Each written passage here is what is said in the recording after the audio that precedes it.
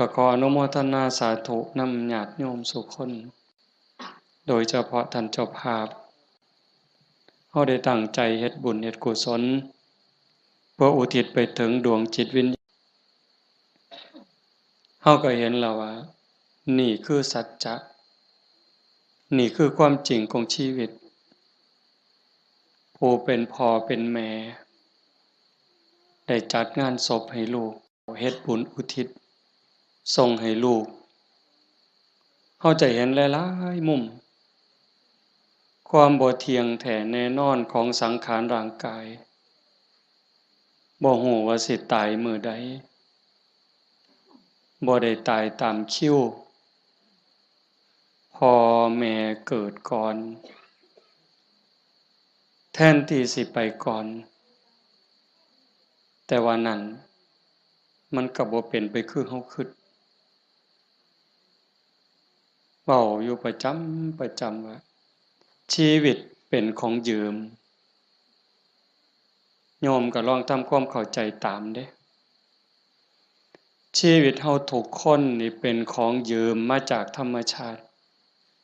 ชีวิตเป็นของบ่ยั่งยืนความตายเป็นของยั่งยืนชีวิตเป็นของบ่เที่ยงความตายเป็นของเที่ยงแต่อาตมามาเห็นญาติโยมได้ตั้งอกตั้งใจส่วนหนึ่งก็ดีใจนำคันสิว่าเสียใจก็แม่นอยู่ในส่วนที่ต้องจากกันไปโดยบ่มีมื้อกลับมาแต่ว่าในส่วนดีใจก็คือเห็นพี่เห็นน้องเห็นญาติเห็นโยมเข้าใจในเงื่อนไขของชีวิตว่ามันเกิดมาแล้วมันเอาความเจ็บมานำเอาความเฒ่าความแก่มานำเอาความพลัดพรากเอาความผิดหวังมานำแล้วสุดท้ายก็เอาความตายมาพร้อมในเมื่อญาติโยมเข้าใจจังซี้เฮาก็บ่ประมาทเผาปั๊บเก็บดูกเก็บอัฐิเฮาก็ถือโอกาสทำบุญอุทิศเลยเว้าในใจอาตมาก็สนับสนุนจริงๆการทำบุญอุทิศเลยนั้นเป็นการส่งอย่างเร็วให้ได้ใช้ได้สอยจริงๆมันก็บ่ต้องลงทุนลงแรงใช้เงินใช้ทองอิหยังหลายหลวงแล้วก็บ่แม่นเฮ็ดเทื่อนี้ก็แล้วโยมสามารถเฮ็ดได้ซุมื้อนี่เว้าถึงการเฮ็ดบุญเด้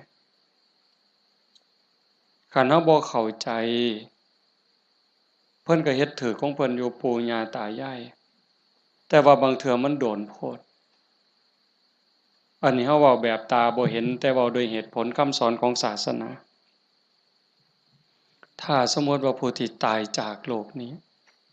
ไปตกทุกข์ได้ยากลำบากลำบน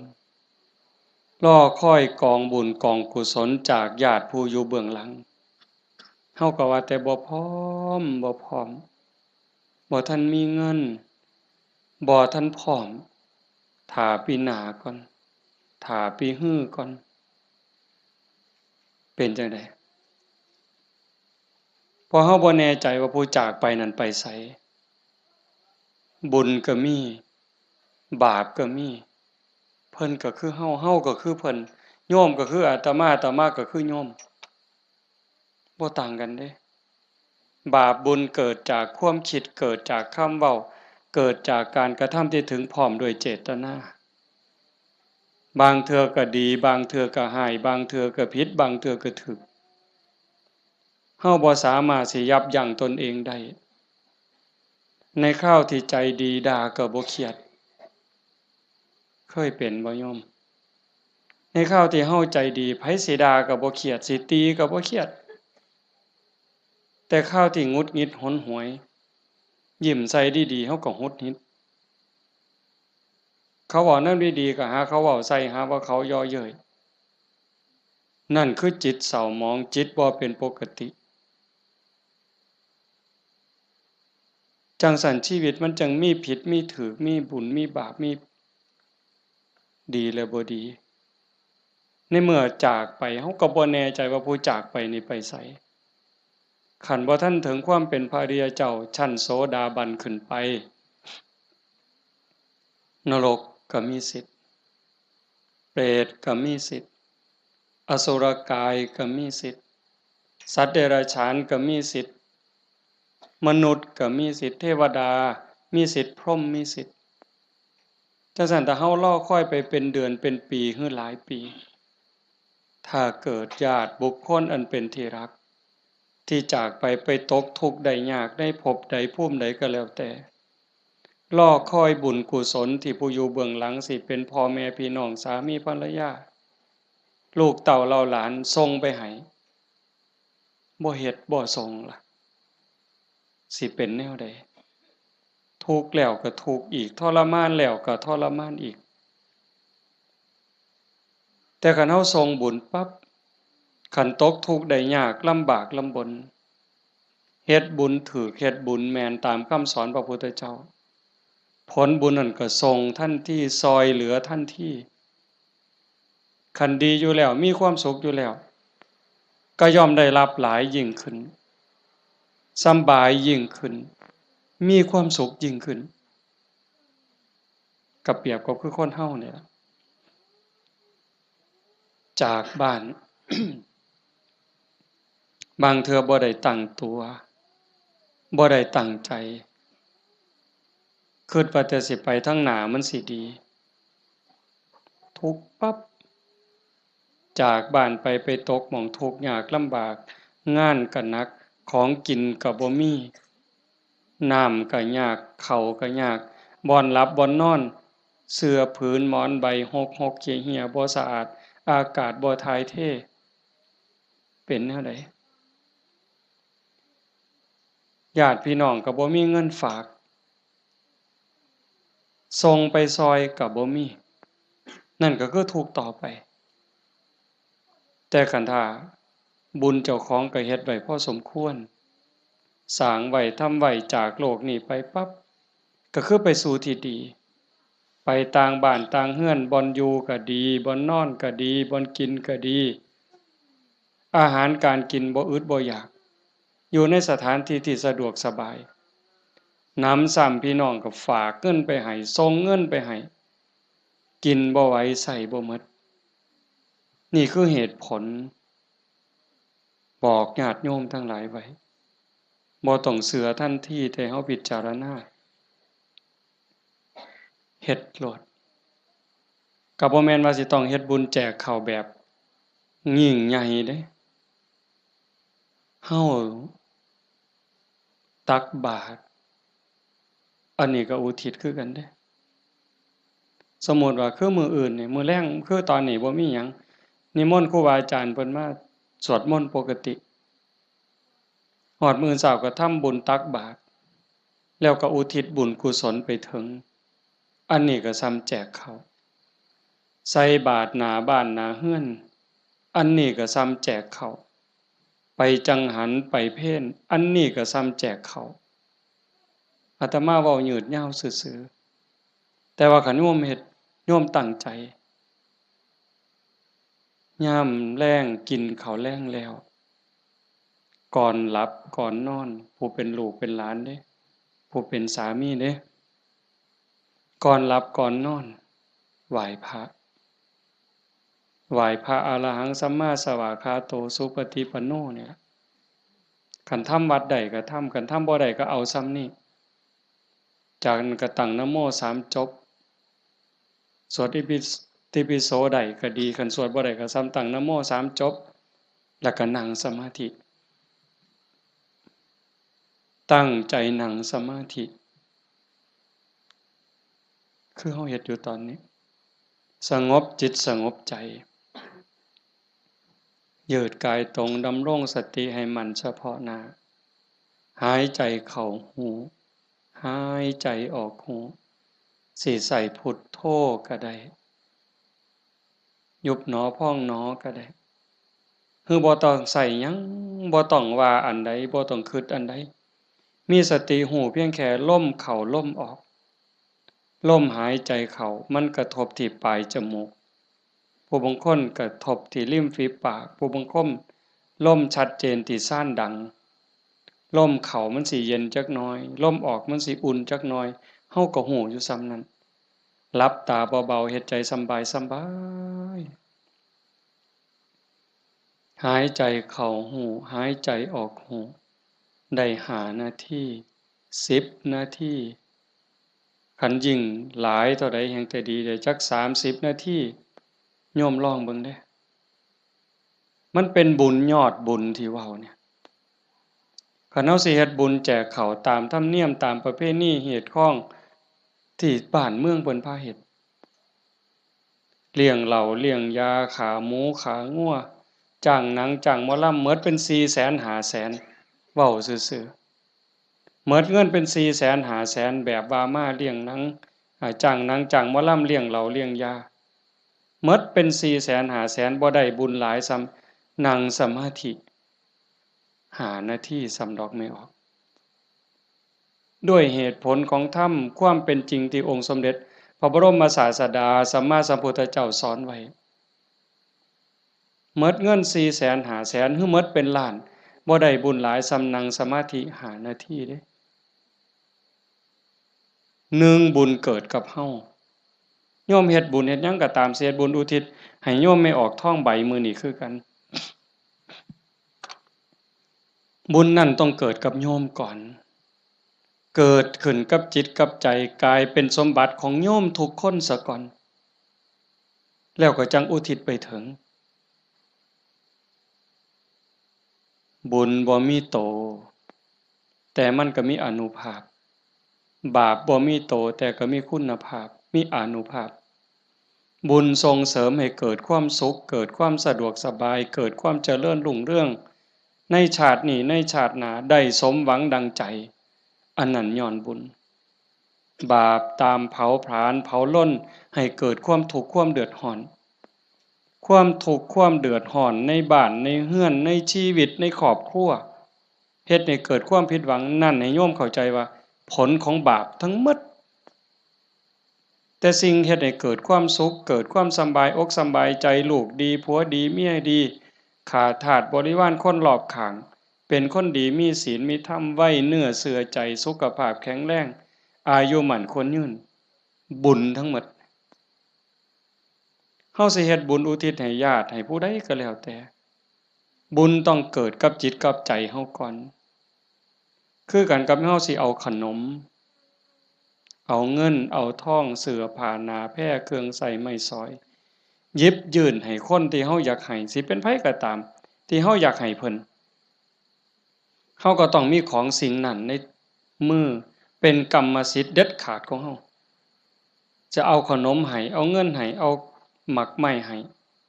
พ่อแม่พี่น้องลูกเต้าเหล่าหลานเฮาต้องมีขนมมีเงินมีทองมีหมากไม้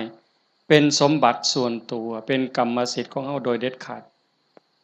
จังสิสามารถหยิบยื่นให้ลูกให้หลานให้พ่อแม่พี่น้องบุคคลที่รักจังสิได้บุญคือกันต่างกันกับแก้วแหวนเงินทองบักไม้บักไหลจักหน่อยคือแก้วแหวนเงินทองบักไม้บักไหลนั่นเฮาให้แล้วมันหมดให้แล้วมันหมด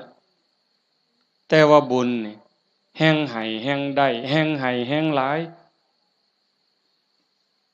แล้วก็บ่จำเป็นจะต้องยุ่งยากอิหยังหลายเป็นหยังจังเว้าหลายแต่บุญเนี่ยเพราะว่าบุญมันเป็นที่พึ่งพระพุทธองค์เพิ่นบอกว่า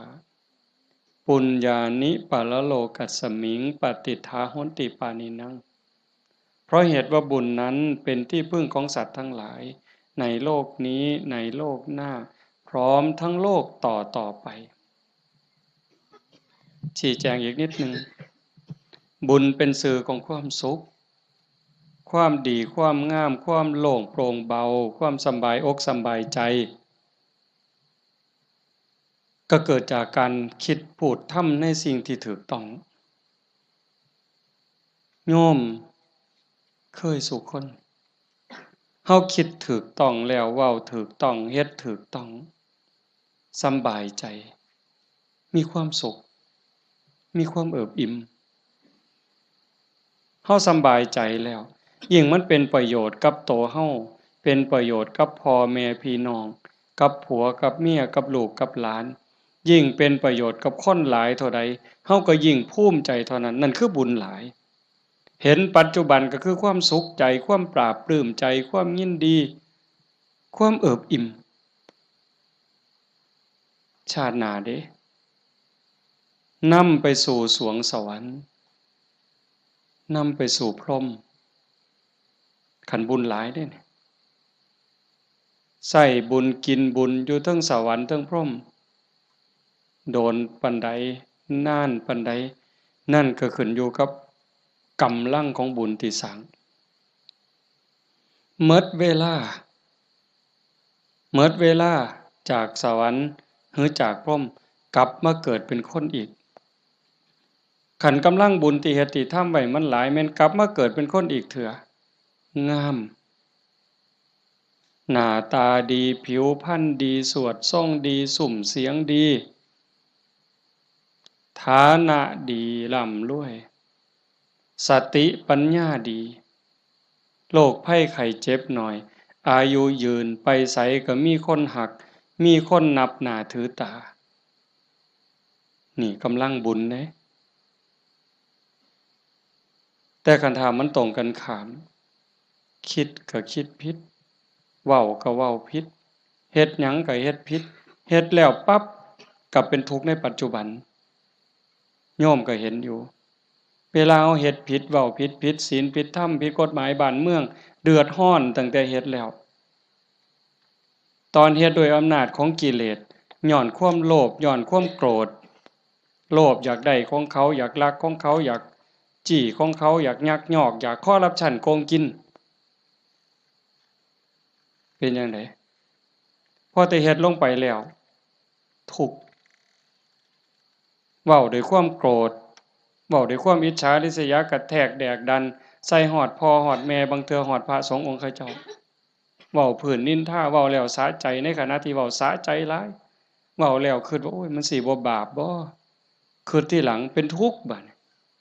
ไหม้เจ้าของเผาเจ้าของเห็นบ่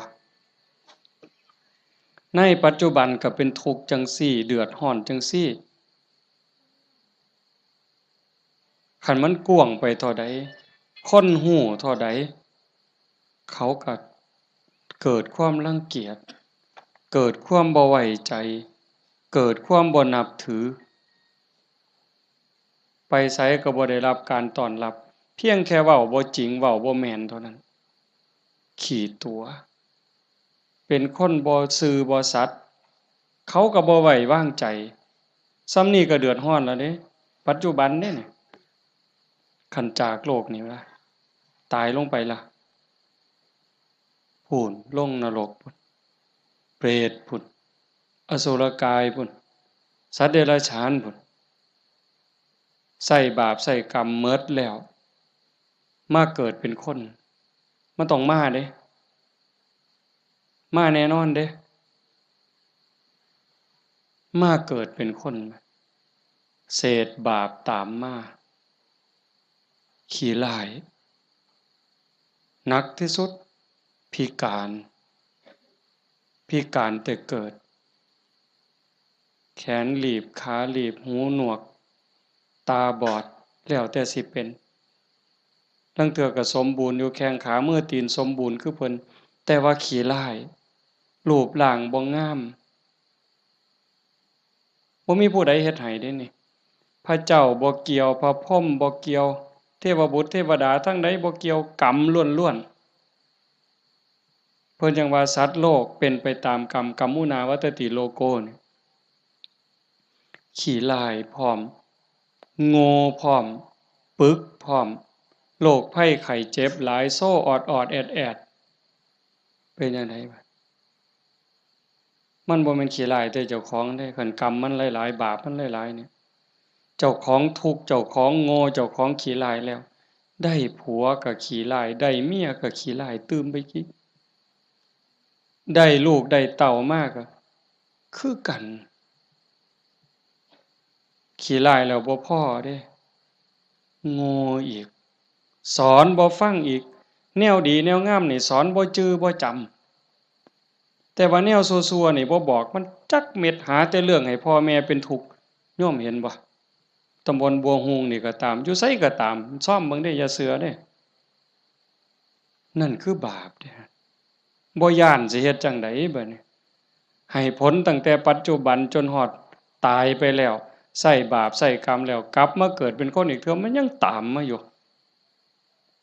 บาปเป็นสิ่งที่ต้องละต้องวางต้องย้านเด้โยมสิ่งที่น่าย้านที่สุดเฮาสิว่าย้านงูแม่นอยู่ย้านงูย้านปิงอาตมานี่ผู้หนึ่งย้านหลายย้านปิงย้านงูย้านขี้เกียจย้านกับแกะหนักย้านผีผู้ใดบ่ย้านแน่ผีหลอกผู้ใดเคยเห็นมันบ่เคยเห็นแต่ว่าก็ย้านหมดซุคนอันนี้ก็แนวหนึ่งเด้ย้านผีย้านตายย้านทุกข์แต่ว่าย้านบาปบ่ย้านเว้ย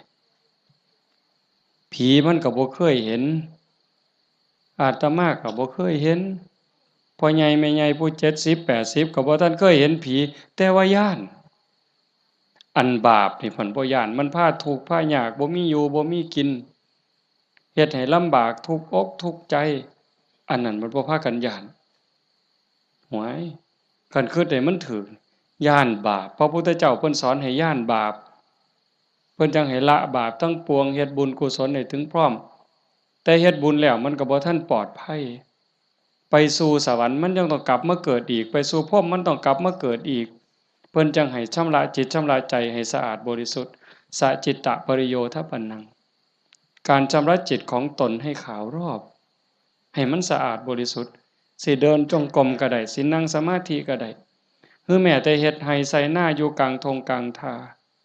คันมีสติระลึกรู้ในอารมณ์ปัจจุบันฮู้ในอารมณ์พระกรรมฐานคันสมมุติว่าเฮาเบิ่งลมหายใจนี่เฮ็ดหน้าอยู่ก็เบิ่งลมได้ย่างน้ำก้นงัวก้นข้วยก็เบิ่งลมหายใจได้เข้าห้องน้ำห้องส้วมก็เบิ่งลมหันใจได้แม้กระทั่งยามนอนไหว้พระแล้วนั่งสมาธิแล้วบ่ไหวแล้วอยากนอนนอนลงก่อนมันสิหลับก็เบิ่งลมหายใจได้คันเฮานอนลงไปหายใจเข้าหูหายใจออกหูหลับยามใดก็สร้างเพิ่นบอกว่าคันเฮานอนหลับไปกับลมหายใจนี่เทวดารักษามีผลหลายเด้อโยมเทวดารักษา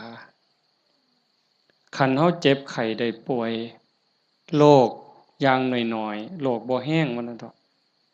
เศร้าโรคทางกายก็เบาบางโรคทางจิตทางใจก็เบาบางหนำซ้ำก็ยังเป็นบุญอีกเทวดาคุ้มครองรักษาบ่ไหลตายเด้เพราะว่าตัวสมาธิเนี่ยคอยเฮ็ดคอยสร้างคอยทำจังสันโยมเฮ็ดบุญแจกเขาแต่มาจังว่าสนับสนุนเฮามีโอกาสมื้อต่อไปปีต่อไปเฮาจะเฮ็ดจัดเป็นการเป็นงานก็จังว่ากันอีกเทื่อนึงเฮ็ดดูบ่ผิดเฮ็ดบุญนี่บ่ผิดพระพุทธเจ้าเพิ่นบอกว่าเฮ็ดดูๆเฮ็ดบ่อยๆให้ตามความพอใจในบุญนั้นเพราะการสั่งสมสะสมเอาไว้ซึ่งบุญนำสุขมาให้เฮ็ดดูบ่ผิดบุญแต่ว่าบาปอย่าเฮ็ดอย่าเฮ็ดเพราะมันทุกข์มันเดือดร้อนฉะนั้นเราตั้งใจพาพี่พาน้องเฮ็ดบุญเนี่ยเห็นลูกหลานเด็กเล็กเด็กน้อยมาร่วมฟังเทศน์มานั่งฟังธรรมนำพ่อใหญ่แม่ใหญ่แต่มาว่ามันงามนี่คือความงดงามของชาวพุทธโยมจำไว้เด้พาเขามาส่วนเขามา มื้อวันเสาร์วันอาทิตย์ส่วนเขาไปวัดไปใส่บาตรไปจังหันผู้ชายก็ให้หัดประเคนพระเขาเฮาสิได้ลูกดีหลานดีอาศัยผู้อื่นบ่ได้การศึกษาทางโรงเรียนบางเทื่อก็ลืมเรื่องเหล่านี้บางโรงเรียนเด้แต่ลางหม้องเพิ่นก็ยังดีอยู่พ่อแม่ปู่ตายายยายเฮานี่ล่ะแม่ป้าพ่อลุงแต่มาเชื่อว่าโยมทุกคนอยากให้ลูกดีหลานดีอยากให้เขาเป็นคนดีเพื่อเฮาสิเพิงเขาได้ในมื้อข้างหน้าเฮาสิเพิงเขาจังได๋คันบ่ให้เขาเข้าหาวัดบ่ให้เขาใกล้ศีลใกล้ธรรมใกล้วัดใกล้ว่าใกล้พระสงฆ์องค์เขาเจ้าเขาบ่มีจิตใจที่อ่อนน้อมอ่อนโยนบ่ฮู้จักบุญจักบาปสิดีได้จังได๋นี่ดีใจจังวะเฮาพาลูกพาหลานมานั่งฟังธรรมเนี่ยเขาฮู้อยู่เด้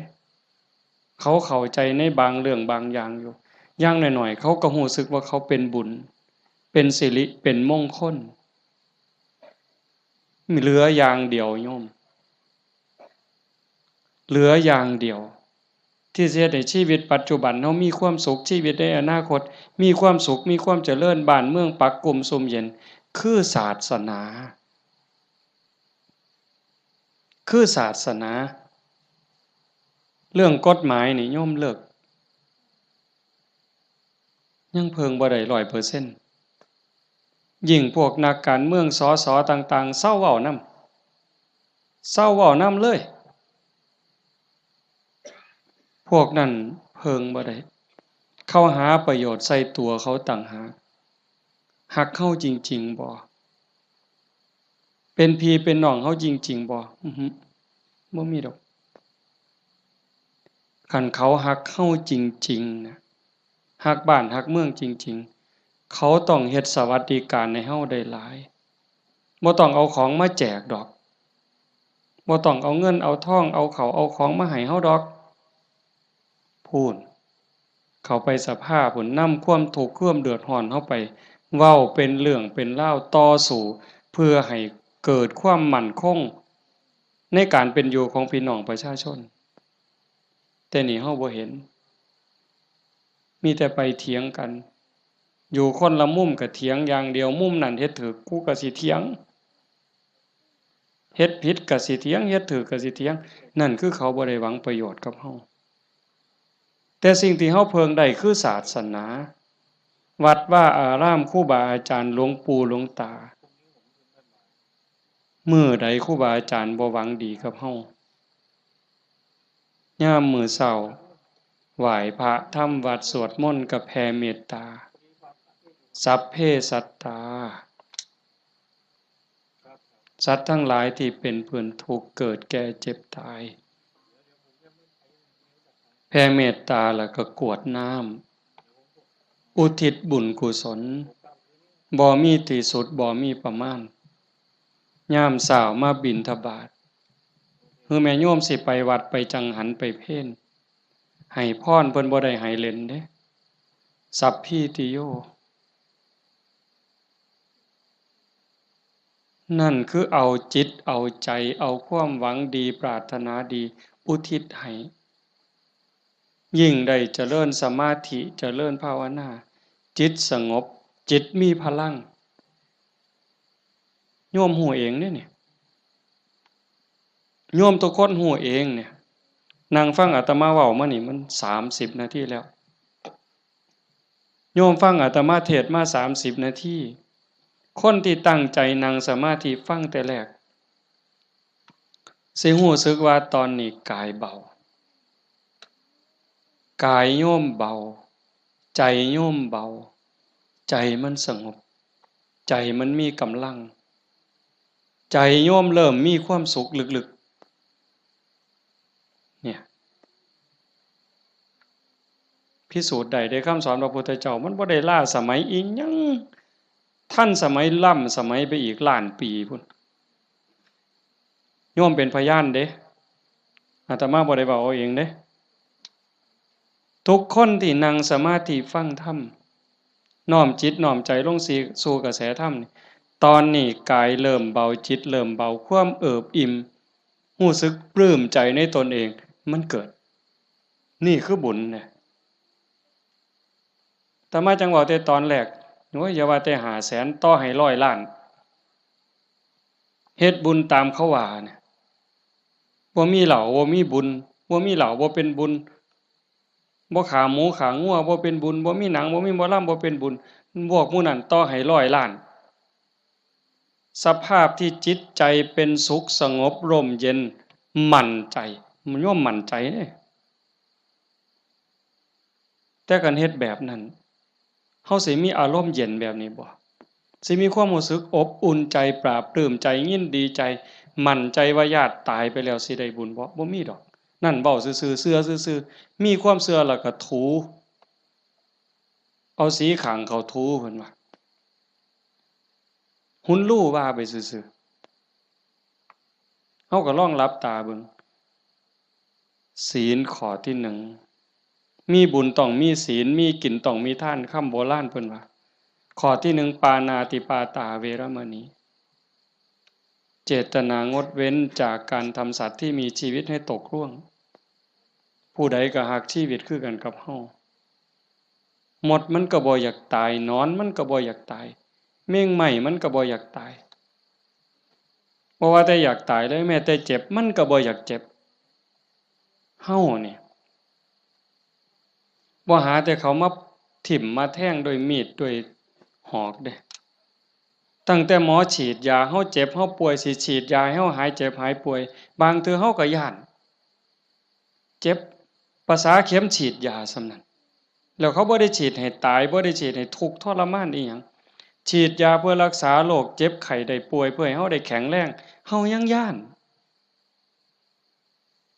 นี่แค่เจ็บเด้เนี่ยสินับภาษาหยังบัดนี้เอาค้อนทุบหัวเขาเอามีดปาดคอเขาเอาใจเขามาใส่ใจเฮาทบทวนจังซี่เฮาก็เห็นบ่ล่ะข้อที่1ฆ่าแล้วมันสิได้บุญมาแต่ไสบาปแล้วครับเลี้ยงเหล้าเลี้ยงยาข้อที่5ขาดไปอีกคันยิ่งมีหนังมีหมอลำมาอิหยังสิตามมาศีลข้อ3หลายๆคนอาจสิขาดย้อนงานบุญเฮางานบุญเฮาคือเอาเองเนี่ยมาเบิ่งหนังเฮาผู้บ่าวผู้สาวอาจสิเสียเนื้อเสียตัวย้อนเบิ่งหนังโป๊ย้อนเบิ่งหมอลำซิ่งมันเว้าลามกแม่นบ่แม่นไม่ออกบ่ออกทบทวนเอาเองอดีตหมู่เจ้าทบทวนเอาเบิ่งหนังขาหนังแกงกินเหล้าเมายาแล้วตีกันตึ้มบัดนี้เมาเหล้าแล้วเว้าเข้าป่าเข้าดงโกหกพกล่มใส่ร้ายป้ายสีศีลข้อ4เสียอีก1แล้ว3 4 5เสียข้อที่2มาเบิ่งหนังเฮามาเบิ่งหมอลำเฮากลับไปลักไก่นำทางไปต้มอีกต่างหากหมดอ้อยส้อยเลยเฮาเป็นต้นเหตุของบาปเลยบัดนี้แต่คันเฮ็ดแนวนี้อันพวกมานั่งฟังเทศน์นี่เอ้าตั้งแต่เด็กน้อยจนฮอดผู้เฒ่านี่ผู้ใดคือสิไปฆ่ากบเนี่ยลบไปนี่ผู้ใดสิไปฆ่ากุ้งเนี่ยแล้วบ่มีคือสิโอ้ยลบมื้อนี้ลักบักนาวนำทางดอกเว้ยมีบ่แล้วสิไปผิดผัวผิดเมียเขาดอกคิดก็บ่กล้าเฮาเชื่อมั่นแล้วเด้บาปมีบุญมีชาติหน้าชาติก่อนมีนรกสวรรค์มีเฮ็ดดีดีจริงเฮ็ดชั่วจริงผู้ใดเฮ็ดอันใดได้อันนั้นหว่านพืชเช่นไรได้ผลเช่นนั้นเห็นบ่สิไปผิดผัวผิดเมียไผมันสิไปกล้าซั่นบ่สิไปเว้าตัวคนสิไปยุให้คนผิดกันสิไปเว้าปากพร่อยๆมาสิกล้าบาปมันอยู่นำเจ้าของเนี่ยเฮ็ดบาปก็ได้บาปเฮ็ดบุญก็ได้บุญมันอยู่นำเจ้าของนี่สิไปดื่มเสพเครื่องดองของเมาเฮ็ดให้เจ้าของเสียสุขภาพกายเสียสุขภาพจิตเสียเงินเสียทองเฮ็ดให้ขาดความเคารพนับถือเฮ็ดให้เด็กน้อยมันดูหมิ่นดูแคลนเฮาบ่แม่นคนโง่ปานนั้นเห็นบ่เฮาเห็นสภาพบุญเด่นๆอยู่จังซี่ไม่เป็นตาภูมิใจอะโยม คันสิเว้าเนาะ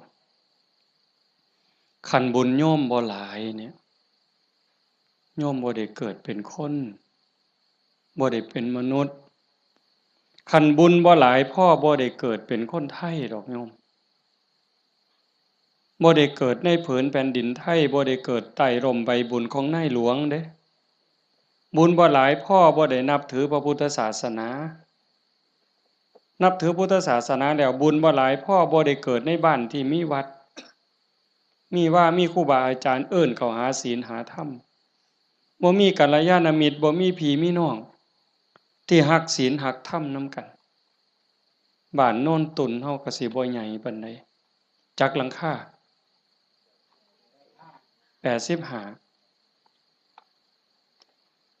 คันเฮาบ่รักศีลรักธรรมคันบุญบ่หลายเฮาบ่มาโฮมกันหลายปานนี้หลายคนก็อาจสิล้าสิเมื่อยตั้งแต่โยมไม่ออกท้องใบเพิ่นจากไปมางานศพมื้อนี้ก็หมดมื้อมื้อวานก็หมดมื้อเอาไปเผาเฮ็ดเวียกเฮ็ดงานแหน่ยามกลางคืนมาก็มาฟังครูบาอาจารย์เพิ่นสวดมนต์มานั่งเป็นหมู่เป็นพวกกันยามกลางเว้นก็ไปเฮ็ดเวียกเฮ็ดงานมื้อนี้มาโฮมกันได้ปานนี้ห่อขนมข้าวต้มถามว่ามันล้าบ่เมื่อยบ่เมื่อยเด้แต่เฮาก็กัดแขวกัดฟันมานั่งฟังเทศน์มาร่วมเอาบุญนำกันให้ทุกคนเข้าใจว่าทุกคนคือเจ้าภาพเจ้าภาพบ่แม่นแต่พ่อแม่กับสามีกับลูกหลานเด้ทุกคนคือเจ้าภาพอาตมาก็คือเจ้าภาพผู้หนึ่งเจ้าภาพอันใดเฮามาร่วมบุญสร้างบุญร่วมกันพระพุทธเจ้าเพิ่นบอกว่าเฮาทุกคนนี่โยม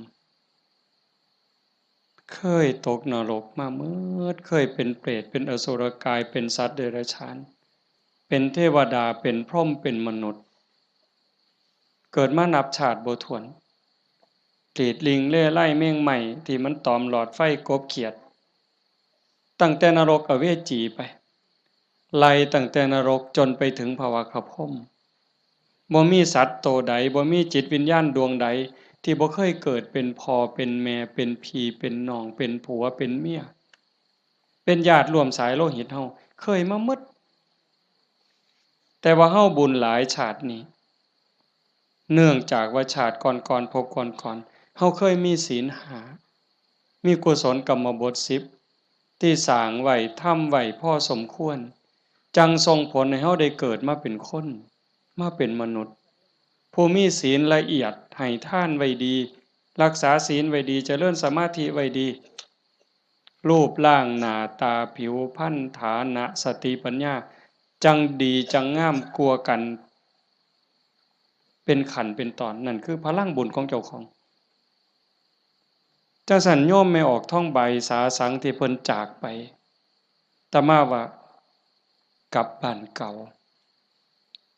บ่ได้ตายดอกเมื่อบ้านเก่าอีหยังเมื่อบ้านเก่าดินเมื่อบ้านเก่าลมเมื่อบ้านเก่าไฟเมื่อบ้านเก่าน้ำเมื่อบ้านเก่าเพราะว่าเฮายืมเขามายืมจากธรรมชาติยืมจากดินน้ำลมไฟมาปั่นเป็นเนื้อเป็นตัวหมดเวลาเขาก็มาเอาคืนโยมเคยยืมเสียมไทบ้านบ่เคยยืมเสียมเคยยืมมีดเคยยืมบักจกเคยยืมขอดหน่อยเคยยืมขาดบ่ยืมเพิ่นมาเนี่ยสิสัญญาก็ตามบ่สัญญาก็ตามลางเทื่อเฮาสัญญาว่ายืมไปจักมื้อเนี่ยแต่เฮาเอามาเพิ่นก็ว่าเอาไปซะเอาไปใช้จักมื้อก็เอาไปตอนนั้นเพิ่นบ่ทันจำเป็นถ้าเกิดเฮาเอามาฮอดเรือนปั๊บเพิ่นเกิดมีเรื่องจำเป็นขึ้นมาด่วนๆเพิ่นมาเอาคืนโอ้ข่อยเอามาเฮ็ดซะก่อนเด้อข่อยจำเป็นแล้วเฮาก็ว่าโอ้ยข่อยยืมของเจ้ามาตัวเฮาสิไปว่าจังได๋ต่อรองจังได๋บ่ได้เด้มันของเพิ่นคือยืมเงินยืมทองเขานี่แหละยืมมาใช้หนี้บ่ยืมมาซื้ออยู่ซื้อกินหยังก็แล้วแต่ แต่ฮอดวันเวลาบางเทื่อบ่ทันฮอดยิ่งบ้านนอกเฮายืมแบบพี่แบบน้องบ่ได้สัญญาอิหยังกันพ้อหน้ายามใดเพิ่นก็ทวงลางเทื่อเพิ่นบ่ทวงเฮาก็เกรงใจอันนี้ก็ยังพอเว้ากันได้แต่กับพญามัจจุราชต่อรองแนวใดพญามัจจุราชบ่เห็นแก่เงินค่ำแม่นสิมีเงินกือไถเอาบ่มีได้บ่สนไต่โตะบ่สนผู้ใดมีอำนาจนายพลนายพันเจ้าใหญ่นายโตพระสงฆ์องค์เขาเจ้าคุณสมเด็จบ่งึดบ่สนใจซ้ำบ่เกรงใจอีกซ้ำขันบาปหลายก็โยนนรกโลดขันบุญหลายก็ไปตามทางจังสั่นเฮามีบุญได้เกิดมาพ้อพระพุทธศาสนามีกัลยาณมิตรมีพี่มีน้องที่หวังดีต่อกันเฮาก็ตั้งใจเฮ็ดบุญให้เจ้าของเฮ็ดบุญในมื้อนี้เทิงทานเทิงศีลเทิงภาวนาฟังเทศน์ฟังธรรมอ่อนน้อมถ่อมตนขนขวายในกิตติชอบเนี่ยก็ขอให้เฮาตั้งใจว่าเฮาเฮ็ดให้เจ้าของเบื้องต้นโยมทุกคนก็เฮ็ดให้เจ้าของเด้ไหว้พระโอ้คันเว้าถึงบุญนะโยมตั้งแต่ไหว้พระเนาะคันเฮ็ดด้วยความเข้าใจเด้คันเฮ็ดด้วยความเข้าใจเพียงแค่เฮาไหว้พระอรหังสัมมาสัมพุทโธภควาเข้าใจในความหมายว่าพระพุทธเจ้าเป็นพระอรหันต์ดับเพลิงทุกข์เพลิงกิเลสตรัสรู้ชอบได้ด้วยพระองค์เองเข้าใจว่าพระพุทธเจ้าคือไผเนี่ยแล้วก็กราบลงไปบุญมหาศาลหลายกว่าสร้างโบสถ์เป็นหลังบุญไม่ออกหวยเว้าไปปื้ออีกเด้คันสร้างโบสถ์บ่เข้าใจเฮ็ดโบสถ์แข่งกันถือกระสอบไปหาเหลี่ยไล่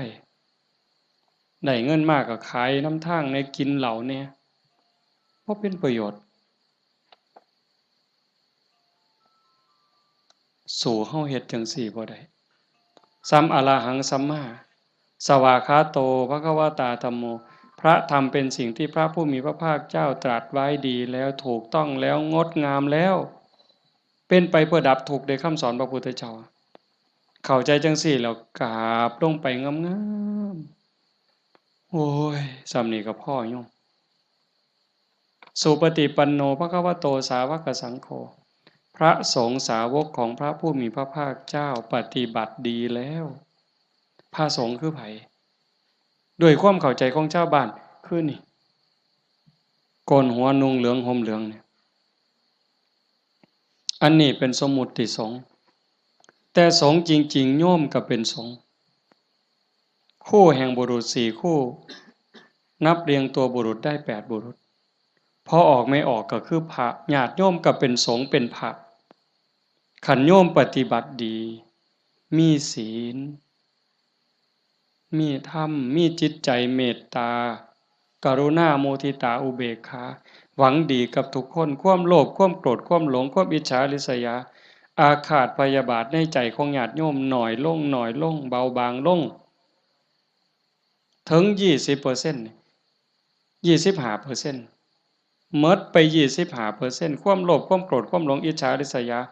เบาบางไปจากใจเฮา25%โยมเป็นพระโยมเป็นสงฆ์มีลูกมีผัวมีเมียเฮ็ดให้ใส่หน้าทำมาหากินเป็นปกติแต่โยมกลายเป็นพระอีหลีได้บ่เนี่ยเป็นพระอีหลีพระจริงๆที่พระพุทธเจ้ายอมรับนับว่าเป็นลูกเห็นบ่อาตมาบ่ได้เว้าเอาเองจักเม็ดเด้อโยมนุ่งเหลืองห่มเหลืองโกนหัวนอนอยู่วัดแต่ขันธากิเลสยังมีบ่ลดไปลางเทื่อก็ขี้ร้ายกว่าชาวบ้านอีกบางหม้องบางมื้อบางวันบางเวลาอาตมาก็ผู้หนึ่งบางมื้อก็ขี้ร้ายกว่าโยมแนวนี้ก็เป็นแค่สมมุติสงฆ์บ่ทันเป็นที่ยอมรับของพระพุทธเจ้าพระสงฆ์ปฏิบัติดีปฏิบัติซื่อตรงตามคำสอนพระพุทธเจ้า บ่คดบ่ง้อบ่ออกนอกทางปฏิบัติเพื่อออกจากทุกข์มีชีวิตเพื่อกำจัดกิเลสหายใจเข้าก็เพื่อกำจัดความเห็นแก่ตัวหายใจออกก็ทำลายความเห็นแก่ตัวนี่ล่ะเฮ็ดหยังก็พอดีพองามหวังประโยชน์กับคนอื่นหวังดีกับคนอื่นเมตตาต่อผู้อื่นทำลายความเห็นแก่ตัวให้น้อยลงน้อยลงน้อยลงทำลายแค่ความเห็นแก่ตัวให้มันเบาลงบางลงหน่อยไปหน่อยไปนี่คือสงฆ์ปฏิบัติสมควรแก่การต้อนรับแก่การกราบไหว้ทั้งเถื่ออาตมาเนาะเวลาที่รู้สึกว่าเจ้าของบ่ดีโยมกราบซ้ำเอาหอกเอาดาบแทงยิ่งโยมศรัทธาเท่าใดแฮงแต่เป็นตาย้านผู้เฒ่าผู้แก่หัวขาวหัวค่อนสิเอาบักไม้ให้กราบแล้วยกใส่หัวหลับตาพูนคิดฮอดพ่อฮอดแม่ฮอดพี่ฮอดน้องบ่แม่นพ่อแม่ในชาติปัจจุบันฮอดชาติก่อนภพก่อนฮอดเจ้ากรรมนายเวรถวายน้ำขวดหนึ่งก็หวังบุญสอบทอพ่อต่อแม่พุ่นให้ขนมนมเนยใส่บาตรญาติพกถวายผ้าถวายผ่อนเงินทองแก้วแหวนเขาบ่ให้ย้อนฮักเด้ให้ย้อนอยากได้บุญบ่ให้ย้อนหลงแต่ว่าให้ย้อนอยากได้บุญเกิดกับเจ้าของแล้วอุทิศไปให้พ่อแม่โยมันสิบ่คือหอกคือดาบบ่คือน้ำกรดบ่คือน้ำร้อนเทโหดเสียจังได๋จังซั่นนะเพียงแค่โยมเข้าใจว่าพระพุทธเจ้าคือใครพระธรรมคือใครพระสงฆ์คือใครโยมเข้าใจจังซี่เพียงแค่อรหังสัมมาสัมพุทธโตสุปฏิปันโนพ่อโยมพ่อเลยบ่ได้จำเป็นเด้ว่าเราต้องเฮ็ดใหญ่เฮ็ดโตหมดเงินเป็นแสนเป็นล้านบ่ลองเบิ่งน่ะขันไม่ออกพอออกบ้านโน้นตุ่นเฮาเป็นจังซี่นี่คือเฮามีศีลมีธรรมในใจเด้อยู่เฮือนก็เฮ็ดจังซี่บ่ต้องรวยดอกโยม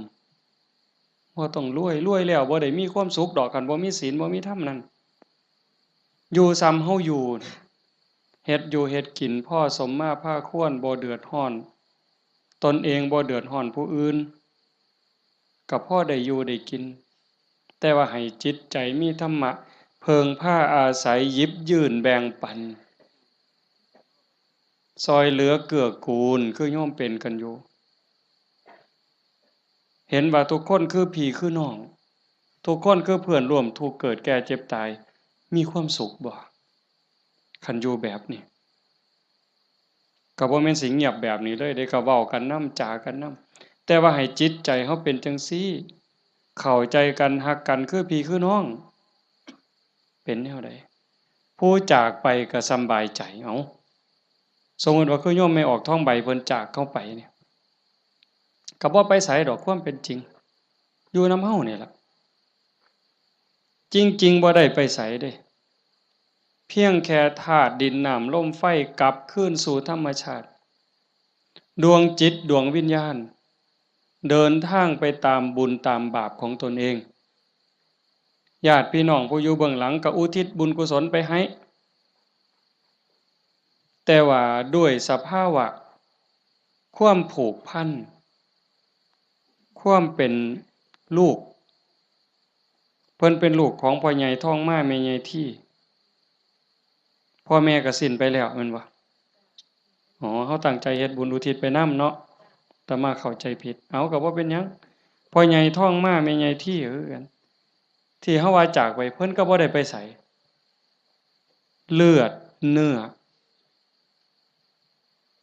เพิ่นอยู่นำเฮาแม่นบ่โยมไม่ออกท้องใบคือกันเพิ่นแบ่งเลือดแบ่งเนื้อมาเป็นโตเฮาเพิ่นก็อยู่นี้อยู่ในโตเฮานี้คำสอนคำสั่งคำบอก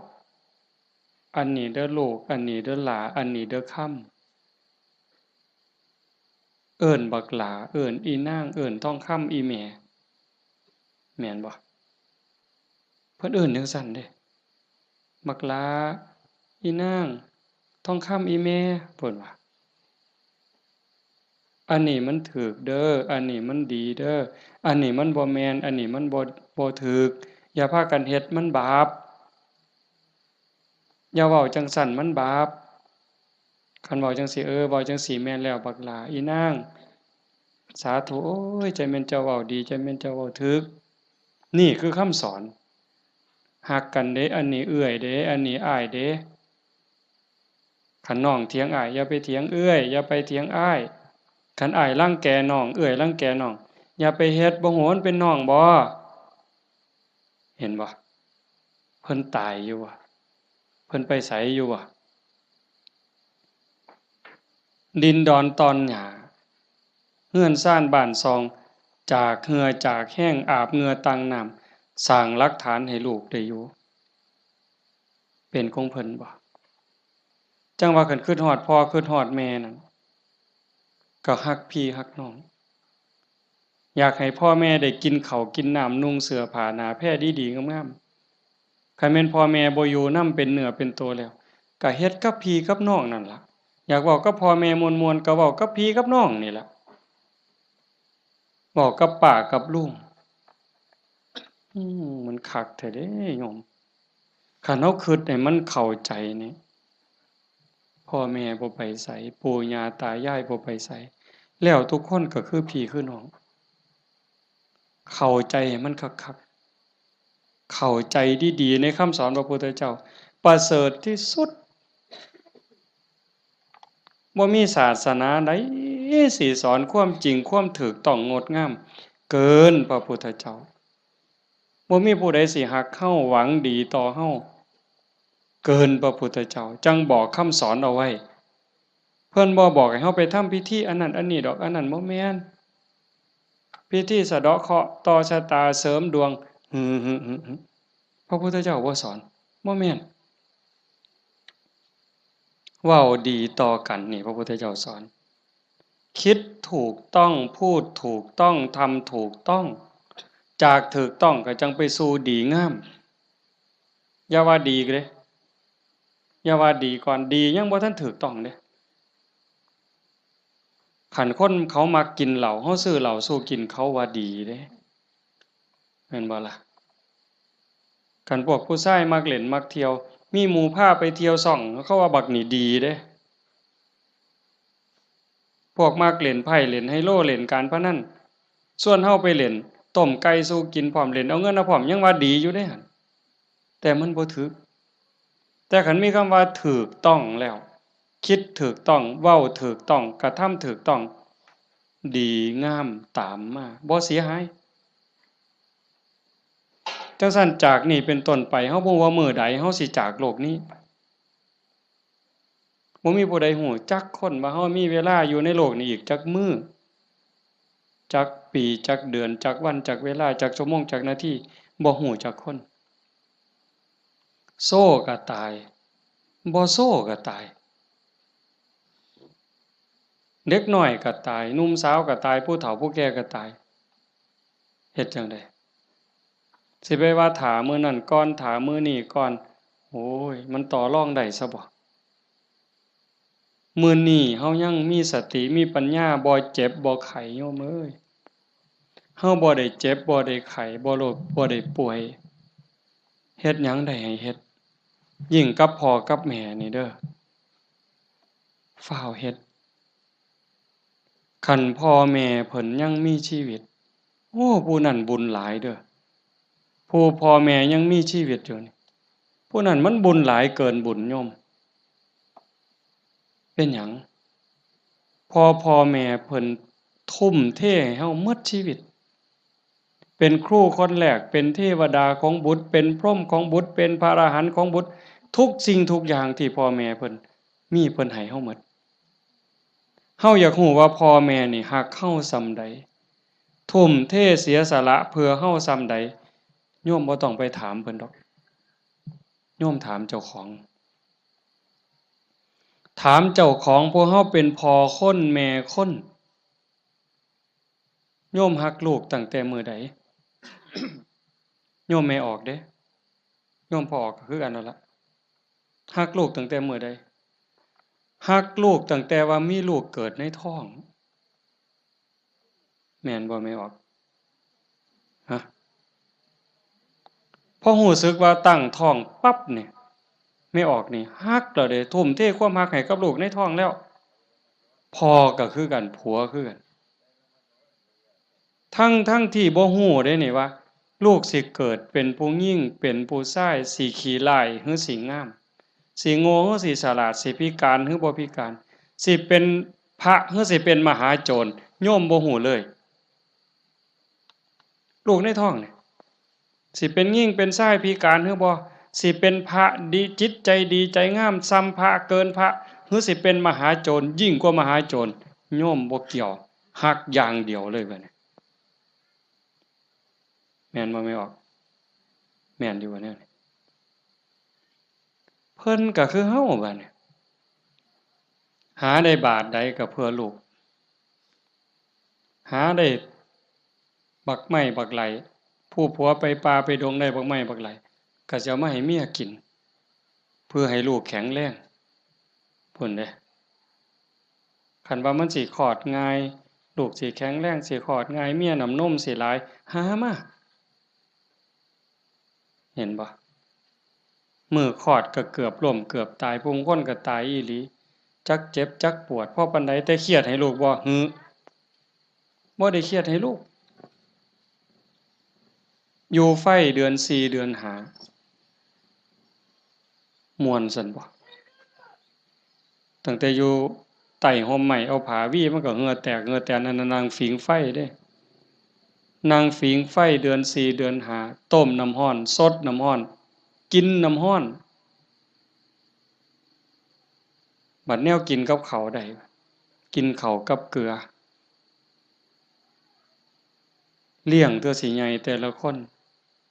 ดมดากดมก้นเช็ดขี้เช็ดเหงียวป้อนข้าวป้อนน้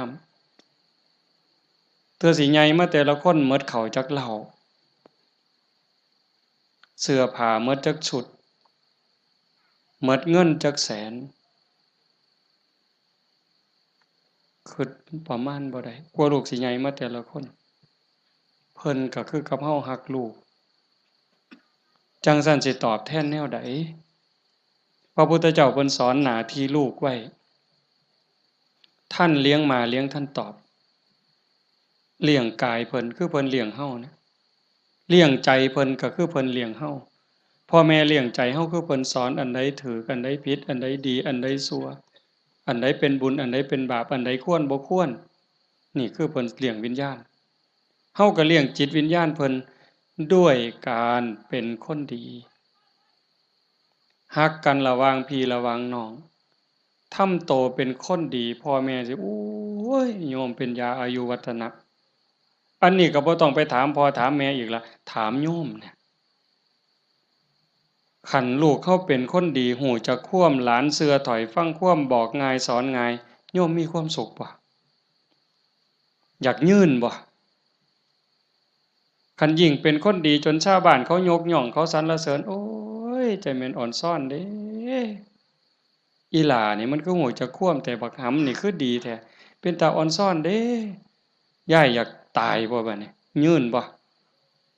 เจ้าอยากยืนแท้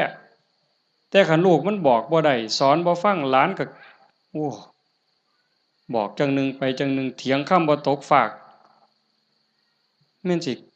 ป้อนสร้างมื้อละโตยายก็บ่อยากยืน อยากตายให้มันแล้วอุกอังสังกะหยาลูกหลานมันบ่ฮู้จักความเอิ้นหาพญากรรมพญาเวรพุ่นแหล้วมาเอาผู้ขาไปถอนโลดตัวจังซั่นยังว่าเลี้ยงพ่อเลี้ยงแม่เลี้ยงกายเลี้ยงใจพุทธเจ้าเพิ่นบอกเด้ท่านเลี้ยงมาเลี้ยงทั้งตอบทำการงานของท่านซอยเวียกซอยงานส่วนเหือส่วนแห้งเพิ่นบ่บอกก็เฮ็ดแนวเฮ็ดได้แนวมันถูกต้องดีงามส่วนเวียกส่วนงานเพิ่นนี่คือเรื่องที่สองท่านเลี้ยงมาแล้วเลี้ยงท่านตอบทำกิจการงานของท่าน รักษาวงตระกูลมิให้ตกต่ำอันนี้หน้าที่ลูกเด้รักษาวงตระกูลอย่าให้ตกต่ำอย่าเอาชื่ออย่าเอานามสกุลนี่ไปไว้นำตำรวจอย่าเอานามสกุลนี่ไปอยู่โรงอยู่ศาลอย่าเอานามสกุลนี่ไปอยู่คุกอย่าให้เขาดูหมิ่นดูแคลนโอ้ยซุ่มนั้นบ่เพิ่นว่าเป็นจังได๋คันลูกสาวก็บ่รักนวลสงวนตัวไปเที่ยวทั่วทิพย์คันลูกชายก็นักเลงจักกินเหล้าเมายาจักฆ่าจักยาเสพติดอิหยังลักศกจกหอฆ่าคนตีคนนี่ก็รักษาวงตระกูลบ่ได้คนเขาก็ดูถูกดูหมิ่นดูแคลนพ่อแม่ปู่ย่าตายายขายหน้าขายตาลูกติดคุกพ่อแม่ก็ติดนำติดบ่ไม่ออกว่าโตอยู่นอกคุกแต่ใจไปอยู่คุกคันลูกบวชพ่อแม่ก็บวชนำพุ่นโตอยู่ทงพุ่นแต่ว่าใจอยู่วัดเห็นบ่รักษาวงตระกูลมิให้ตกต่ำอย่าให้เขาดูหมิ่นดูแคลนให้เขาดูทุกข์ทำตนให้สมควรแก่การรับทรัพย์มรดกคันเฮาเป็นคนดีมีศีลมีธรรมขยันหมั่นเพียรทำมาหากินพ่อแม่ทั้งหลายเพิ่นสิแพงฮอดเวลาอันสมควรหาผัวหาเมียให้แบ่งทรัพย์สมบัติให้หวังเพิงให้ลูกแล้วพ่อแม่ก็สำบายใจแต่คันแม่นเหล้าก็กินเลขก็เล่นเล่นมาซุแนวฮอดหมากัดกันก็ลงก็สิเว้าเลยหมากัดกันกูเอาตัวแดงเด้อเพิ่นว่ามันนั่นว่ากูเอาตัวด่าง บ้าใหญ่แล้วบัดนี้เอาไปมาไปนั่งอยู่ข้างทางมันรถคันนั้นมึงว่าเลขสุดท้ายมันเป็นตัวขี่กับตัวคู่ยังว่าอยู่สมองมีแต่การพนันบ่ต้องเว้าถึงบั้งไฟเลยตายแอแซะนี่คันลูกเป็นคนขยันหมั่นเพียรบ่ยุ่งเกี่ยวกับการพนันบ่ยุ่งเกี่ยวกับยาเสพติดมีความกตัญญูรู้คุณหาอยู่หากินได้ก็ไปส่งพ่อส่งแม่รักพี่รักน้องพ่อแม่ภูมิใจเด้นี่ทำตนให้สมควรแก่การรับทรัพย์มรดกอันสุดท้ายเมื่อท่านล่วงลับไปแล้วทำบุญอุทิศให้ก็คือเอาเฮ็ดมื้อนี้เพิ่นจากไปแล้วเขาก็ทำบุญอุทิศหาทำบุญเพื่ออุทิศอุทิศแปลว่าให้ทำบุญให้พ่อให้แม่ให้ปู่ย่าตายายบรรพบุรุษโยมให้เข้าใจว่าพ่อแม่ปู่ย่าตายายเฮาบ่แม่นแต่ปัจจุบันเฮาเกิดมาเป็นหลายกว่าล้านชาตินะโยมพ่อแม่เฮาก็หลายกว่าล้านคนบางคนอาจสิอยู่นรกบางคนอาจอยู่เปรตบางคนอสุรกายบางคนเกิดเป็นสัตว์เดรัจฉานบางคนเกิดเทวดาบางคนเกิดเป็นพรหมจังสันเฮาก็อุทิศบุญไปให้โอ้ชาโนดโสนีพราหมณ์นี่ไปถามพระพุทธเจ้าคันโยมปวดขาก็พลิกเด้ออาตมาอยากให้มันได้ประโยชน์หลายๆมันพอมีแห้งเบาก็เว้าจริงๆหนังมานำรถอยากนอนอยากนอนเมื่อยกูสิเทศน์ได้บ่น้อมาเห็นญาติโยมเรียบร้อยมันเลยมีแห้งตายก็สร้างมันเถาะมันดีใจอะโยมอีหลีเด้บ่แม่นปากหวานเนี่ยมันอยากเห็นจังซี่แหม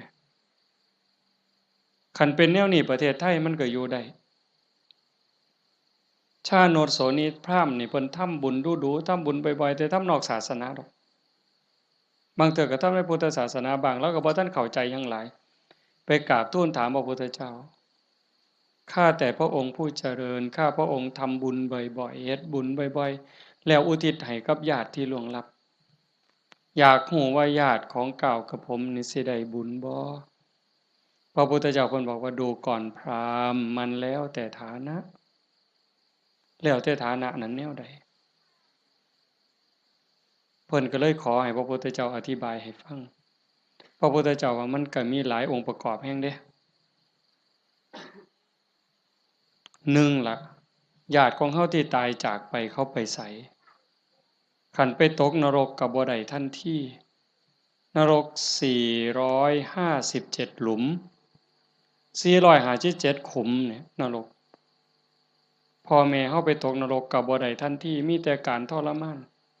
สิได้ก็ย้อนเพิ่นฮู้เรื่องแล้วก็อนุโมทนาสาธุด้วยความยินดีก็จังสิได้2คันไปเกิดเป็นเปรต12ชนิดได้บุญทันทีที่รอคอยอยู่นำเฮานี่ถ้าเอาทันทีนี่ปรัตตโตปชีวี1 12นี่ได้1แต่อีก11ต้องรอคอยได้รู้เรื่องรู้ราวอนุโมทนาสาธุจังได๋อสุรกายคือกันสัตว์เดรัจฉานเป็นหยังแหน่ล่ะนั่นเฮาอยู่นั่นก็พ่อแม่เฮาคือกันผัวเมียเฮาคือกันชาติหนึ่งภพหนึ่งบ่เว้าเล่นได้โยมเขาบ่ได้เด้น่ะ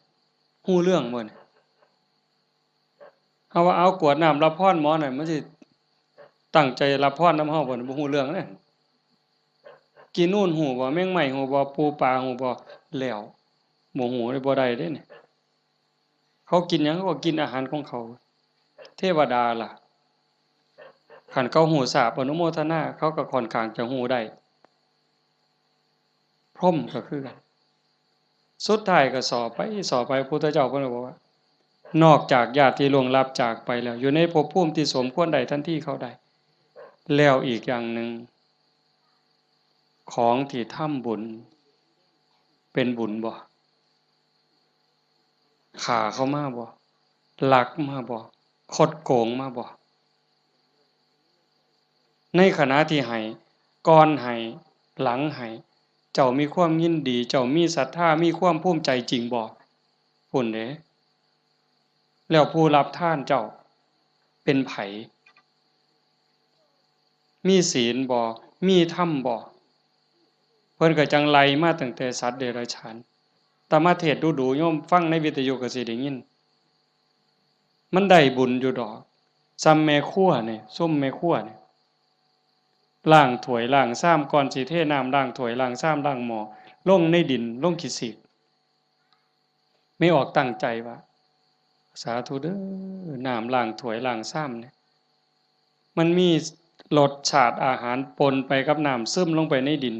ให้พวกสัตว์อยู่ในดินพวกไส้เดือนต่างๆให้มันกินได้อยู่ได้กินแล้วให้มันมีความสุขกายสุขใจซ้ำนี่ก็ได้บุญนับประมาณบ่ได้นับประมาณบ่ได้ได้บุญหลายก็ไล่ขึ้นมาจากสัตว์เดรัจฉาน100เทื่อพันเทื่อบ่ได้บุญหลายเท่ากับให้คนผู้บ่มีศีลขี้เหล้าเมายาขี้ลักขี้ป่นตีหัวหมาด่าแม่คนได้หลายกว่าให้กับสัตว์เดรัจฉานจังซั่น100เทื่อพันเทื่อให้คนขี้เมาบ่มีศีลบ่มีธรรม100เทื่อพันเทื่อบ่ได้บุญหลายเท่ากับให้ผู้มีศีล5เทื่อเดียวเห็นบ่บัดนี้เป็นหมากเป็นผลแล้วเด้ให้กับคนมีศีล500เทื่อพันเทื่อบ่ได้บุญหลายเท่ากับให้คนมีศีล8แม่ขาวพ่อขาวแม่ชีเทื่อเดียวให้ผู้มีศีล800เทื่อพันเทื่อบ่ได้บุญหลายเท่ากับให้เณรผู้มีศีล10เทื่อเดียวให้เณรมีศีล10 100เทื่อพันเทื่อบ่ได้บุญหลายเท่ากับให้พระผู้มีศีล227เทื่อเดียวให้พระผู้มีศีล227 100เทื่อพันเทื่อบ่ได้บุญหลายเท่ากับให้นักบวชนอกศาสนาที่เขาข่มกิเลสได้ให้นักบวชนอกศาสนา100เทื่อพันเทื่อที่เขาข่มกิเลสข่มราคะได้บ่ได้บุญหลายเท่ากับให้พอออกไม่ออกเฮาผู้มีศีล5ก็ตามศีล8ก็ตามที่บำเพ็ญประพฤติปฏิบัติหวังเป็นพระโสดาบันเทื่อเดียวไล่บัดนี้จากโสดาปัตติมรรคไปสู่โสดาปัตติผลสกิทาคามีมรรคไปสู่สกิทาคามีผลสติคามีผลไปสู่อนาคามีมรรคอนาคามีผลจากอนาคามีมรรคอนาคามีผล100เทื่อพันเทื่อก็บ่ได้บุญหลายเท่ากับให้อรหันตมรรคคือผู้ปฏิบัติเพื่อเป็นพระอรหันต์เทื่อเดียวอรหันตมรรค100เทื่อพันเทื่อก็บ่ได้บุญหลายเท่ากับให้อรหันตผลคือผู้สำเร็จอรหันต์แล้วเทื่อเดียวให้พระอรหันต์100เทื่อพันเทื่อก็บ่ได้บุญหลายเท่ากับให้พระปัจเจกพุทธเจ้าเทื่อเดียวพระปัจเจกพุทธเจ้าตรัสรู้คือพระพุทธเจ้าเก่งคือกันหมดผิดอย่างเดียวคือสอนบ่เป็นตรัสรู้เองโดยชอบบางครั้งบางคราวนี่อยู่นำกันเป็นพันเป็นหมื่นเด้โยมแต่ว่าสอนบ่ได้ตั้งศาสนาบ่ได้สร้างบริวารมาให้กับพระปัจเจกพุทธเจ้า100เทื่อพันเทื่อบ่ได้บุญหลายเท่ากับให้ พระสัมมาสัมพุทธเจ้าเทื่อเดียวพระสัมมาสัมพุทธเจ้าคือพระพุทธเจ้าเฮานี่ล่ะเจ้าชายสิทธัตถะมาเป็นพระพุทธเจ้านี่เพิ่นสอนคนตั้งศาสนาได้ให้พระสัมมาสัมพุทธเจ้า100เทื่อพันเทื่อบ่ได้บุญหลายเท่ากับให้สงฆ์ให้คณะสงฆ์ที่มีพระพุทธเจ้าเป็นประธานเห็นบ่ให้สงฆ์ที่มีพระพุทธเจ้าเป็นประธาน100เทื่อพันเทื่อก็บ่ได้บุญหลายเท่ากับสร้างวิหารเทื่อนึงสร้างวิหาร100หลังพันหลังถวายพระพุทธเจ้าก็บ่ได้บุญหลายเท่ากับให้ธรรมะสอนธรรมะเห็นบ่นี่อาตมาได้บุญหลายอยู่เด้ที่อาตมาบ่ตายนี่มันก็ย้อนบุญตัวนี้เด้ให้ธรรมะเป็นฐานชนะการให้ทั้งปวงอาตมากำลังเว้าธรรมะบอกธรรมะให้ธรรมะแล้วเจ้าภาพเป็นผู้นิมนต์มาเจ้าภาพติดต่อบ่ได้บอกโยมไม่ออกต้องสุขนิมนต์อาจารย์เนี่ยโยมไม่ออกต้องสุขก็ได้บุญตรงนี้นำมาเนี่ยเห็นบ่คันบ่เจ้าภาพบ่เสนอบ่อยากมีแนวนี้พี่น้องก็บ่ได้ฟังธรรมในขณะที่ฟังธรรมอยู่นี่พระเพิ่นบันทึกเสียงพร้อม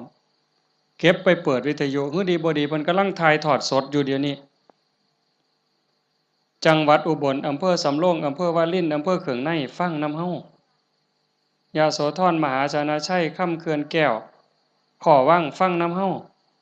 สุรินทร์โน่นหน้าไร่สำโรงทาบสังขะฟังนำเฮาเห็นบ่จากเจ้าภาพนิมนต์อาตมามาเว้าเนี่ยเพิ่นได้ยินนำเฮาหมดเฮาฟังกันอยู่นี่ประมาณ100แต่ฟังอยู่ทั้งบ้านเป็นพันบาดนี่บุญสิเอาซ้ำใดเจ้าถามเบิ่งสิเอาซ้ำใดเฮ็ดถูกเฮ็ดแม่นเนี่ยมันเป็นได้บุญนี่มันจะเอาไปใส่ได้นี่บ่ต้องลงทุนหลายซ้ำเห็นบ่ทำบุญอุทิศให้โยมเฮ็ดอุทิศส่งไปฮอดไปถึงชาติโนโสนิพพานเพิ่นถามจังซี่ล่ะพระพุทธเจ้าก็อธิบายผู้รับทานวัตถุทานใจผู้ให้แล้วผู้จากไปอยู่ไสถามไปถามมาเพิ่นก็ส่อจอกหลอกแจกแหลกเพิ่นจะเข้าใจเนาะพระพุทธเจ้าว่าได้เฉพาะญาติได้ทันทีคือญาติที่เป็นปรทัตตูปชีวีชาโนโสนิพพานมันก็เลยถามส่อเข้าไปว่าข้าแต่พระองค์ผู้เจริญถ้าเกิดว่าญาติของข้าพระองค์ไม่ได้ไปเกิดเป็นปรทัตตูปชีวีบุญนี้จะไปไหนพระพุทธเจ้าเพิ่นก็เลยว่าแบบอาตมาว่ามาตั้งแต่สัตว์นรกไปเขาก็รอคอยบุญถ้าเขารับรู้รับทราบอนุโมทนานำเขาก็ได้แล้วก็ให้จงเข้าใจว่าในวัฏฏะสงสารนี้จะไม่ว่างจากญาติของเธอที่เป็นปรทัตตูปชีวีหมายความว่าพ่อแม่พี่น้องลูกเต้าเราหลานสามีภรรยาในอดีตชาติก่อนๆพบก่อนๆผัวเฮาเมียเฮาญาติพี่น้องพ่อแม่เฮาที่ไปเกิดเป็นปรทัตตูปชีวียังมีอยู่เพราะว่าพ่อแม่เฮาบ่แม่นผู้นี้ชาตินี้อย่างเดียวจังซั่นโยมเฮ็ดบุญมื้อนี้ส่งไปฮอดพ่อแม่ในอดีตสามีพี่น้องลูกเต้าเราหลานในอดีตพร้อมแต่มื้อนี้ปรารภโยมพ่อใหญ่ทองมาแม่ใหญ่ที่พ่อใหญ่ทองแดงนี่ก็เสียชีวิตไปแล้วคือกันเนาะแล้วก็แม่ใหญ่ทองใบผู้ไว้ชนอ๋อหมายความว่าลูกหลานเฮ็ดบุญหาเนาะอาตมาเห็นในนี่ก็ว่ามันเป็นเจ้าภาพก็ต้องขออภัยก็บ่ผิดเพิ่นก็ฮู้จักแล้วเข้าใจแล้วล่ะถือว่าญาติโยมเฮ็ดถูกเฮ็ดแม่นเด้อาตมาก็บ่ให้จบเพียงส่ำนี้ผู้ไปทำมาหากินกรุงเทพกรุงไทยแม่นเฮาบ่ได้ใส่บาตรบ่ได้ทำบุญก่อนหลับก่อนนอนไหว้พระนั่งสมาธิเด้อแม่นบ่ไปกรุงเทพจักคนนี่แม่นบ่เบิ่งท่าทางมาแต่กรุงเทพแน่ๆผู้อยู่บ้านใส่บาตรคันมื้อใดมันยากก็ใส่บาตรหน้าเรือนคันมื้อใดมันพอไปได้ก็ไปจังหัน จังซี่นะก่อนหลับก่อนนอนก็ไหว้พระกราบพระก่อนหลับก่อนนอนเว้าจากันดีๆเด้เว้าจาดีๆอยู่ในบ้านในเรือนให้มันเป็นสิริมงคลเทวดาเฝ้าบ้านเฝ้าเมืองเฝ้าเรือนเฝ้าศาลเฝ้าที่เฝ้าทางเขาเอิ้นว่าภูมิบ้านภูมิเรือนเพิ่นได้ยินเราเว้ากันดีๆเว้ากันม่วนๆเทวดาก็ดีใจอาจสิเป็นพ่อเราปู่เราย่าเราแต่อดีตก็ได้เห็นเราเว้าดีจากันดีเพิ่นก็อยากได้บุญนำเป็นจั่งใดรักษาบ้านรักษาเรือนเฮ็ดนาบ่พอได้ก็ได้มื้อนี้มีโยมผู้หนึ่งโทรศัพท์มาคุยกับอาตมาโอ้ยหลวงพ่อเพิ่นว่าโยมก็งึดอยู่เฮ็ดนาหว่านข้าวลงไปแรกๆข้าวกำลังงอกบ่ทันได้พอคืบจ้อยน้ำท่วมหว่านแรกๆน้ำท่วมบัดน้ำบกไปก็แล้งบัดแล้งแล้งไหม้พร้อมจักสิตายสิหยังบัดฝนมาใหม่ก็บ่ค่อยได้ไปเบิ่งบัดไปเห็นบัดนี้ใบก็บ่เห็นมีแต่ห้วงเพิ่นว่าโอ้ยอันนี้จักแม่นบุญเว้ากับผัวจักแม่นบุญเนาะเนาะเฒ่าเนาะเพราะว่าเพิ่นก็เฮ็ดแต่บุญอีหลีนี่จังแม่นบุญอีหลีลูกก็ฮู้จักความผัวก็ฮู้จักความกว่าเทวดาพุ่นเพิ่นว่าอันนี้คือบุญเด้จังว่าเห็นพี่เห็นน้องลูกเต้าเหล้าหลานเด็กเล็กเด็กน้อยเอ้าไปเหี่ยวจักเทื่อแล้วมันหลบมานั่งอยู่คือเก่านี่เอ้าแล่นออกไปจักเทื่อมันหลบมานั่งคือเก่านี่คันบุญบ่หลายมันนอนปะง่องแล้วส่วนอ้ายหนีไปนอนแล้วไปเบิ่งโทรทัศน์แล้วนี่คือบุญหลายเด้อพากันเลี้ยงลูกเอาศีลเอาธรรมเลี้ยงฝากโยมจักหน่อยยากก็อดเอาลำบากก็อดเอาอดเว้าดีอดคิดดีอดทำดีกับพี่กับน้องกับบ้านกับเมืองไปอยู่ไสก็อย่าสร้างปัญหาคันเฮาเป็นคนมีศีลมีธรรมอดกลั้นจักหน่อยความรักความเมตตาก็เกิดแผ่เมตตาดูๆเด้หวังว่าในใจนี่ตั้งความรู้สึกในใจว่า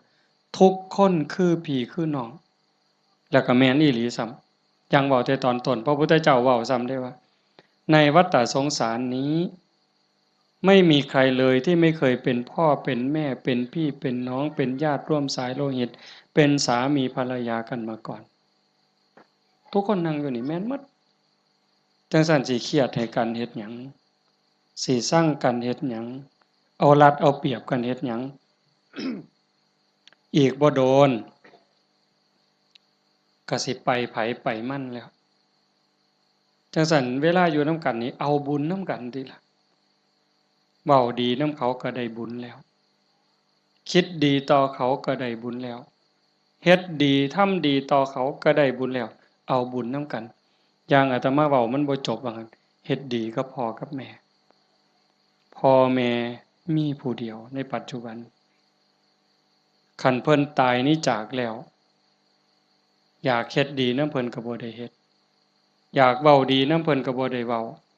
อยากหาข้าวแซ่บๆให้เพิ่นกินก็บ่ได้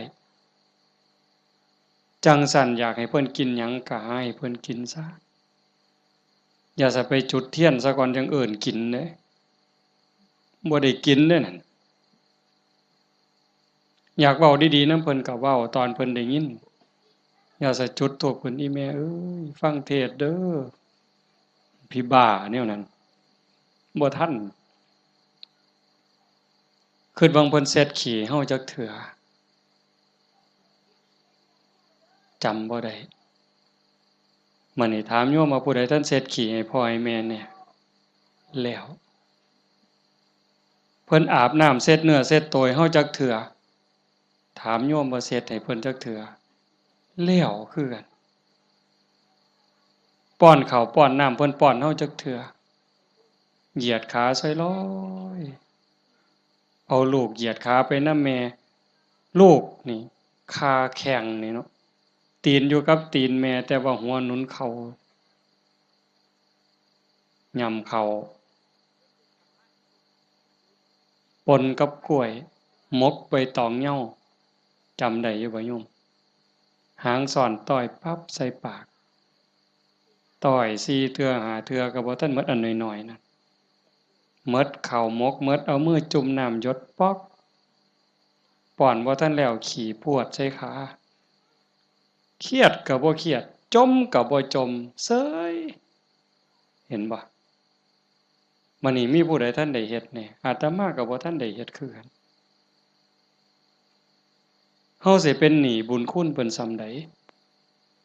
จังซั้นเพิ่นจากไปแล้วแนวอยากเห็นแนวอยากฮู้สมมุติว่าจิตวิญญาณเพิ่นล่องลอยฮู้เห็นเฮาอยู่อยากเห็นลูกฮักกันอยากเห็นหลานฮักกันทุกข์ยากก็ช่วยเหลือแบ่งปันคือพี่คือน้องอย่าใส่เฮ็ดคือบางซุ่มเด้บางซุ่มนี่จูงแขนกันขึ้นโรงขึ้นศาลจะแม่นเพิ่นเก่งหลายน้องกับอ้ายฟ้องกันบ่แล้วโอ้ยจะแม่นผีพ่อแม่สิเป็นทุกข์หลายจังว่าเฮาบ่เอาแนวนั้นเด้อมื้อนี้สมควรแก่กาลเวลาใช้เวลามาชั่วโมงเกือบครึ่งอะโยม25นาที26นาทีก็เห็นว่าสมควรแก่กาลเวลาขออนุโมทนาสาธุทุกคนทุกท่านน้อเจ้าภาพบ่อ่านก็ได้ดอกถือว่าทุกคนคือเจ้าภาพหมดมื้อนี้เฮาตั้งใจอุทิศบุญกุศลที่เกิดที่มีส่งไปถึงดวงจิตวิญญาณของโยมพ่อใหญ่ทองมาแม่ใหญ่ที่บุญชาลีโยมพ่อออกทองแดงโยมแม่ออกทองใบสาสังแล้วก็ปู่ย่าตายายญาติโกโหติกาที่ล่วงลับจากไปแล้วตั้งแต่ชาติใดภพใดเวลาใดก็แล้วแต่มื้อนี้เฮาได้ตั้งใจอุทิศบุญกุศลส่งไปถึงท้ายที่สุดก็ขออาราธนาอ้างอิงอำนาจแห่งคุณพระศรีรัตนตรัยคุณของพระพุทธเจ้าพระธรรมพระสงฆ์และอำนาจแห่งบุญกุศลคุณงามความดีที่มีทั้งหมดทั้งมวลที่ญาติโยมทั้งหลายได้สร้างได้ทำนี้ส่งไปถึงดวงจิตวิญญาณของโยมพ่อใหญ่ทองมาแม่ใหญ่ที่บุญชาลีโยมพ่อใหญ่ทองแดงโยมแม่ใหญ่ทองใบสาสังให้ได้รับหูรับทราบถ้าสามารถรับหูรับทราบได้โดยตนเองก็จงอนุโมทนาสาธุรับเอาหากบ่สามารถจะหูได้ด้วยตนเองก็ขอฝากข่าวบุญข่าวกุศลที่ลูกเต่าเราหลานญาติพี่น้องได้สร้างได้ทำทั้งหมดบ่ว่าสิเป็นการให้ทานการรักษาศีลเจริญภาวนาฟังเทศน์ฟังธรรมอ่อนน้อมถ่อมตนค้นคว้าที่ชอบค้นคว้าในสิ่งที่ชอบอุทิศส่วนบุญอนุโมทนาบุญทำความเห็นให้ถูกต้องถูกตรงนี้ฝากไปกับเหล่าเทพเทวดาปนางธรณีภูมิญาณวิถีอันเป็นทิพย์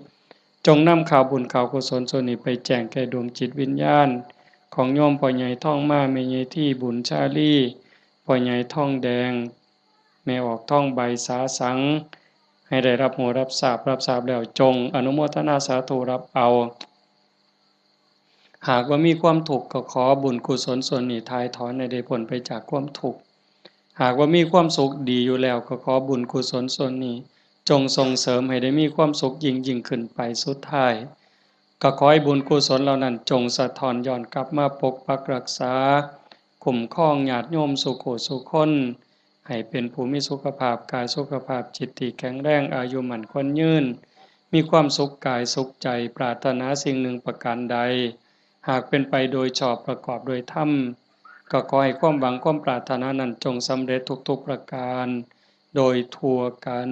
ทุกท่านทุกคนเทอญ